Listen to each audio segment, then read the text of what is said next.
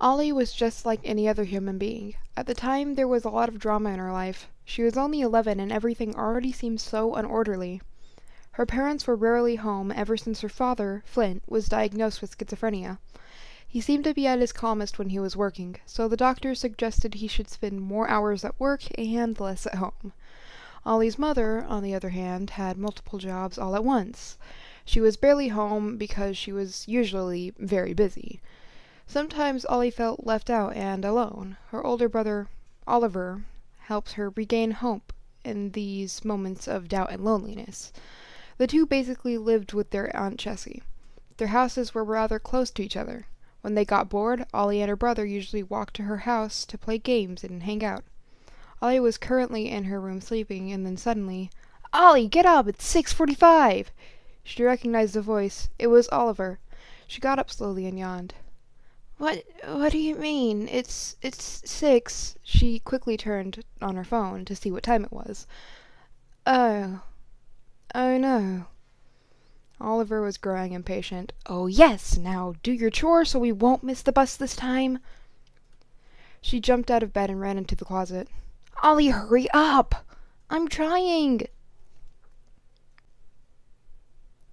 Chapter 2.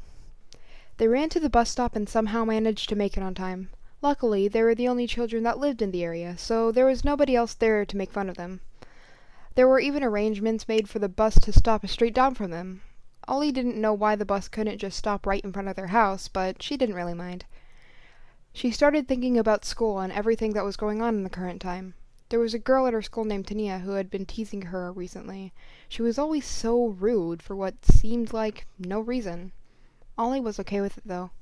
She figured that Tania has her own problems, and as long as she didn't start getting physical, everything would be fine.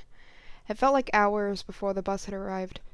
She got on the bus and sat in a seat somewhere in the middle section, like always. Oliver was older, so he was forced to sit farther back in the bus.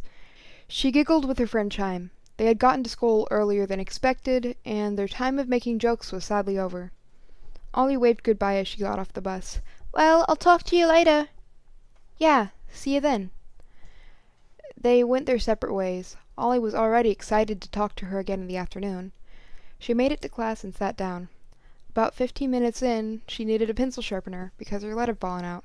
Unfortunately, the automatic pencil sharpener on the back counter was jammed, so she had to go to her locker to get her own. The teacher gave her permission, and she began walking to her locker. Along the way, she heard whispering behind her. She turned her head over her shoulder to see Tania and one of her friends. They were both laughing like complete fools. Olly turned back and whispered under her breath, "Idiots." The laughing suddenly disappeared, as well as the footsteps. She felt her own heart beating. Had they heard her? Olly took a deep breath, and clouded thoughts started to distract her from the task at hand. Why would they stop walking? Are they judging me?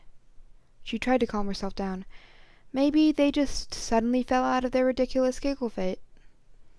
There was a short moment of silence before she started to hear whispering again. She took a deep breath and continued walking, but the girl stood still. After some whispering, and then more silence, she heard rushing footsteps behind her. Out of fear, Olly began to run. The footsteps became faster. It was obvious that the girls were trying to catch up to her, and who knows what would happen if they did. Olly didn't want to interact with them, especially right after they might have heard her call them idiots. She had finally made it to her locker, but the girl was close behind. All of a sudden, she was pinned against her locker. "You calling us names, kid? Well, you should have seen this coming." Tania punched her in the nose, and it started bleeding. Olly winced and put her hand over her nose. She closed her eyes and blinked away tears. Out of nowhere, there were 4 girls who looked almost exactly like her standing right behind Tania and her friend. "Excuse me?" said the 4th girl in the row. "I think I should let you know that you just made a big mistake." Tania was frozen with fear and confusion. The second person in the row of what seemed to be other Ollys walked up to Olly. "Here, let's go to the bathroom and get you cleaned up."